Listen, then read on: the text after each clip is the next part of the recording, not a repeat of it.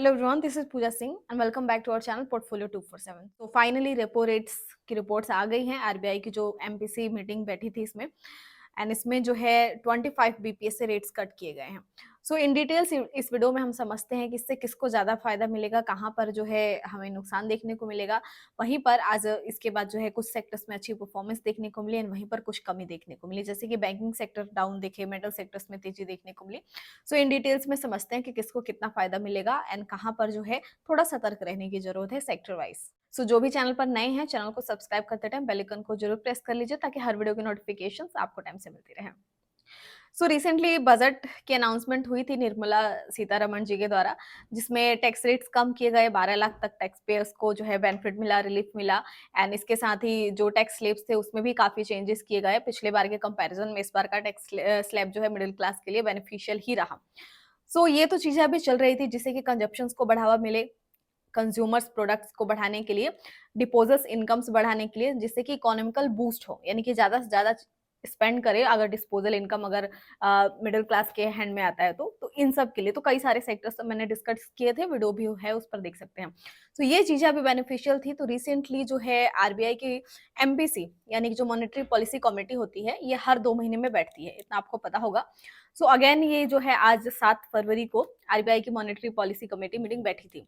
सो इसमें 6 मेंबर्स होते हैं जो कि ये डिसीजन लेते हैं, उन्हीं के द्वारा ये सारी चीजें चेंजमेंट होती है कि रेपो रेट का कितना रखना है। तो सबसे पहले बता दूं कि अभी अपना जो है रेपो रेट का जो रेशियो था वो चल रहा था 6.5% एंड आपको बता दूं कि ये 2% से 6% के बीच में होना चाहिए, यानी कि ये ज्यादा थे।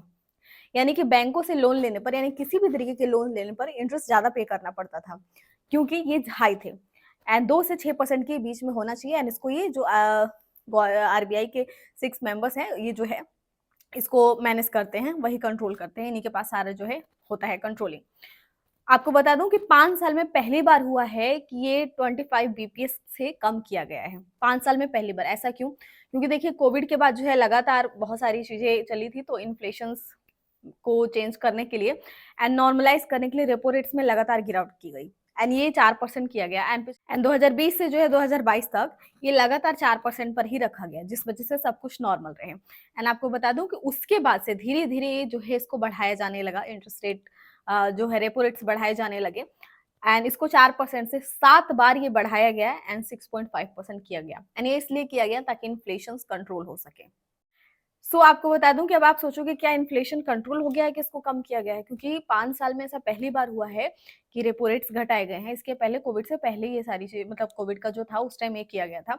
तो 5 साल हो चुके हैं एंड फर्स्ट टाइम ये कम किया गया। तो ऐसा इसलिए क्योंकि जो आरबीआई के अभी रिसेंट गवर्नर है ये संजय मल्होत्रा है, जो अभी न्यूली है एंड इनकी फर्स्ट एमपीसी मीटिंग थी।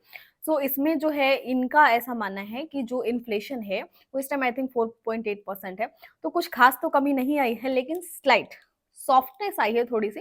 इस वजह से जो है 25 बीपीएस कम किया गया है, यानी कि 6.5% से जो रेपो रेट है उसको कम करके 6.25% कर दिया गया है। अब इस वजह से देखिए बेनिफिट कहाँ कहाँ मिलेगा। ऑब्वियसली मिडिल क्लास के लिए बेनिफिशियल है।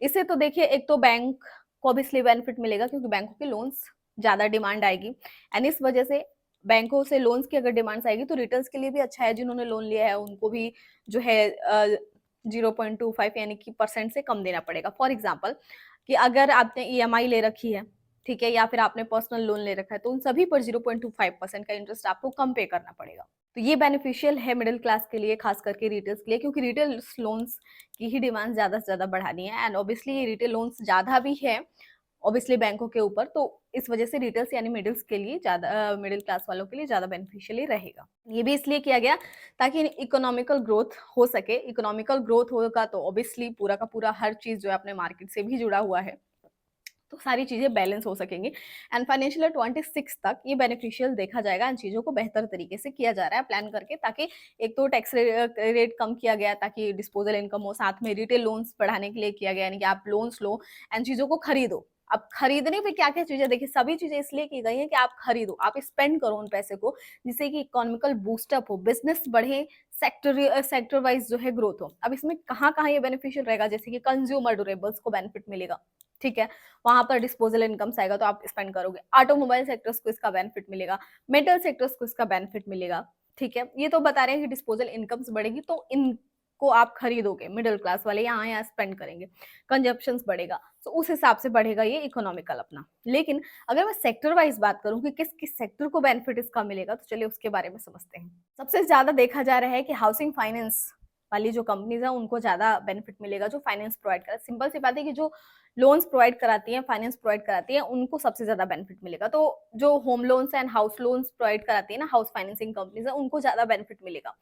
ऐसा इसलिए क्योंकि इससे जो है रिटेल लोन्स की डिमांड्स बढ़ जाएगी, तो उनको इसका बेनिफिट मिलेगा। फाइनेंशियल सेक्टर्स में ग्रोथ देखने को मिलेगी। अब इसमें फाइनेंशियल सेक्टर में बैंकिंग एंड फाइनेंशियल दोनों ही आ जाते हैं, क्योंकि इससे जो है लोन्स की डिमांड बढ़ेगी एंड फंडिंग कॉस्ट कम लगेगी। ध्यान दीजिए, इसके पहले बैंकों पर एंड फाइनेंशियल सेक्टर पर इसलिए ही प्रेशर था क्योंकि जो डिपॉजिट्स कॉस्ट थे, इनको जो है महंगे इकट्ठे करने पड़ते थे एंड जो फंडिंग कॉस्ट थी ये भी बढ़ गई थी, तो इस वजह से इनको काफी प्रॉब्लम हो रही थी। लेकिन वो चीजें जो अब इनके फेवर में आएंगी, सो ऑब्वियसली यहाँ पर बेनिफिशियल रहेगा फाइनेंशियल सेक्टर को, एंड उसके साथ ही हाउसिंग फाइनेंस कंपनीज को बेनिफिट रहेगा। इसके बाद बेनिफिट मिलेगा मेटल सेक्टर को। मेटल सेक्टर काफी सुस्त पड़े हुए हैं इसी वजह से, क्योंकि जो है बिजनेसेस और भी ठप पड़े हुए हैं। अब यहाँ पर मैं एग्जांपल देती हूँ। इंफ्रा देखिए, अभी इंटरेस्ट रेट कम होने से जो है जो infrastructure and real estate businesses है ये बढ़ेंगे, एंड ये जो है मेटल सेक्टर्स की डिमांड बढ़ जाएगी इससे। अब इंफ्रास्ट्रक्चर काम होगा, रियल एस्टेट वालों को काम होगा, तो मेटल्स की डिमांड ऑब्वियसली बढ़ेगी, तो इस वजह से मेटल सेक्टर्स भी बढ़ेंगे एंड ऑब्वियसली रियल एस्टेट वालों को भी यहाँ पर बेनिफिट मिलेगा, क्योंकि इंटरेस्ट कम देना पड़ेगा। अब इंटरेस्ट कम देना पड़ता है तो यहाँ पर जो है लोग अपना उधार लेकर, लोन लेकर ज्यादा से ज्यादा काम करते हैं, क्योंकि इंटरेस्ट कम देना पड़ता है। जब इंटरेस्ट ज्यादा देना पड़ता है, इसी वजह से एफआईआईज भी क्या कर रहे थे, अपने इंडियन मार्केट से आउटफ्लोज कर रहे थे, क्योंकि उनको इंटरेस्ट ज्यादा पे करना पड़ता है, क्योंकि मोस्टली फॉरेन इन्वेस्टर्स लोन लेकर ही जो है वो इन्वेस्टमेंट करते हैं।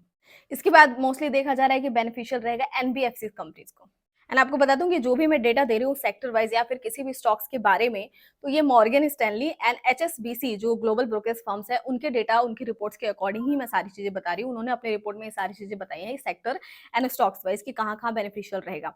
सो अगर मैं अभी बात करूँ, तो उनके अकॉर्डिंग रेट कट्स होने से जो हाई फिक्स्ड रेट्स वाले लेंडर्स हैं उनको ज्यादा बेनिफिशियल मिलेगा। फॉर एग्जाम्पल, जो अनसिक्योर्ड लोन्स देते हैं, अनसिक्योर्ड लोन्स प्रोवाइड कराने वाली कंपनीज जैसे कि बजाज फाइनेंस है, लेकिन बजाज फाइनेंस के बारे में भी अभी मैं बताती हूँ, वैसी कंपनीज को ज्यादा बेनिफिट मिलेगा। जो व्हीकल्स लोन्स प्रोवाइड कराते हैं, तो ओबियसली यहाँ पर ऑटोमोबाइल सेक्टर्स में जो है बेनिफिट देखने को मिलेगा। जो गोल्ड लोन्स प्रोवाइड कराती है उनको बेनिफिट मिलेगा, तो ऑब्वियसली गोल्ड लोन्स लेकर भी आप देखो, इस पर ध्यान दीजिए कि गोल्ड सेक्टर्स जो भी है हमारे, वहां भी बेनिफिशियल ज्वेलरी सेगमेंट में आ सकती है, क्योंकि उससे भी जो है वो चीजें लोन्स की डिमांड बढ़ सकती है, तो वहां भी बेनिफिशियल रहेगा।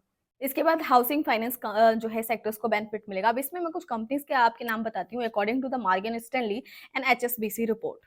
अब इसमें Mahindra and Mahindra finance, PNB housing finance, Shriram finance, SBI cards, home first, Aptus, इसके अलावा आ जाता है अपना आधार हाउसिंग फाइनेंस, इन सबको बेनिफिट मिलेगा। लेकिन आपको बता दूं कि जैसे कि मैंने कहा कि अनसिक्योर्ड लोन्स प्रोवाइडर को भी मिलेगा, एंड आपको बता दूं कि बजाज फाइनेंस जो है अनसिक्योर्ड लोन्स प्रोवाइड कराने की देश की सबसे बड़ी कंपनी है। लेकिन प्रॉब्लम यहाँ पर बजाज फाइनेंस को लेकर इसलिए है क्योंकि ये कम ब्याज पर होम लोन्स की तरफ बढ़ रही है, कम ब्याज पर, एंड उसके साथ ही सिक्योर्ड लोन्स की तरफ बढ़ रही है। तो इस वजह से प्रॉब्लम यहाँ पर बजाज फाइनेंस को लेकर हो सकती है, क्योंकि अनसिक्योर्ड लोन्स वाले को बेनिफिट है एंड बजाज फाइनेंस यहाँ पर सिक्योर्ड लोन्स की तरफ बढ़ रही है, तो आगे प्रॉब्लम हो सकती है। इस चीज का ध्यान दीजिए। सेम वैसे ही एलआईसी हाउसिंग फाइनेंस वाली कंपनीज को, जो एलआईसी की बात नहीं करूं मैं, एलआईसी हाउसिंग फाइनेंस की बात कर रही हूँ, उनको प्रॉब्लम हो सकती है क्योंकि जो है सिक्योर्ड लोन्स की तरफ बढ़ रही है। इन सब चीजों का भी आपको ध्यान रखना है। एनबीएफसी सेक्टर्स को काफी बेनिफिट मिल सकता है, जो स्मॉल बैंकिंग फाइनेंस कंपनीज है। अब इसमें देखिए कुछ कंपनीज है जैसे कि IndusInd bank, Ujjivan small finance bank, Equitas small finance bank, इन सब कंपनीज को बेनिफिट मिल सकता है। जो स्मॉल फाइनेंस जो है स्मॉल फाइनेंस बैंक है, इनको बेनिफिट मिल सकता है कि लोन्स की डिमांड्स बढ़ेगी। सो उम्मीद करती हूँ कि रेपो रेट से रिलेटेड ये वीडियो आपके लिए बेनिफिशियल रहा होगा एंड इंपॉर्टेंट चीजें आपने जो है समझी होंगी सेक्टर वाइज भी, and Morgan Stanley and HBSP report के अकॉर्डिंग कौन कौन से स्टॉक्स हाईलाइटेड रह सकते हैं। उम्मीद है कि ये चीजें जो है आपको समझने में एंड डिसीजन मेकिंग वीडियो रही होगी। मिलते हैं नेक्स्ट वीडियो में। Thanks for watching. Bye bye.